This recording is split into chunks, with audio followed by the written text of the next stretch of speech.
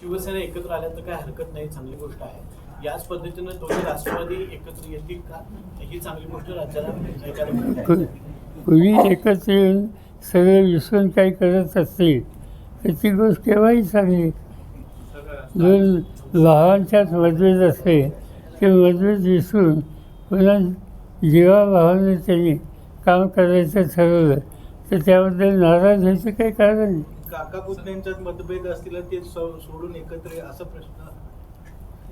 काका जिल्ह्यातील प्रत्येक